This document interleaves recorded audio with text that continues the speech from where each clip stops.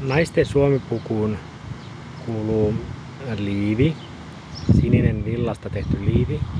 Sitten on valkoinen melseroidusta puuvillasta tehty paita, haame, villasta tehty.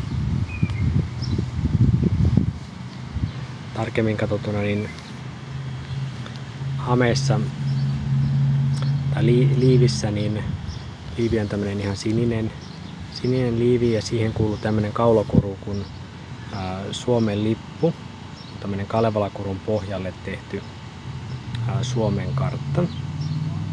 Sitten rinnassa käytetään tämmöistä lippua. Jos ostetaan ulkomailla, niin voi olla siinä myös rinnalla sitten kyseisen maan lippu. Eli naisten suomipuvun tämä yläosa on hyvin tämmöinen suomalainen, Suomen lipun värit, valkoinen ja sininen.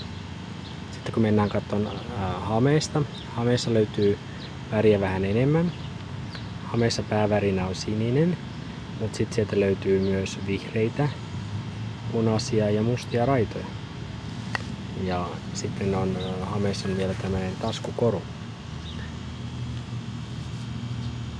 Taskukorussa on kaksi tämmöistä palkkia, joita yhdistää tämmöiset renkaat. Se kuvaa yhteyttä Suomeen, yhteyttä kotimaan ja suomalaisten kesken tämmöistä yhteyttä.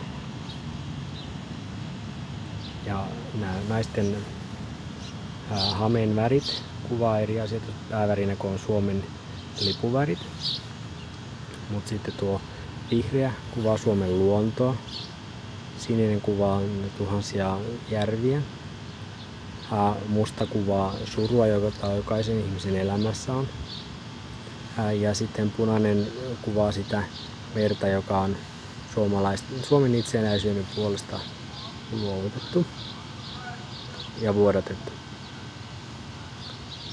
Eli tämmöinen kokonaisuus on naisten suomipuku.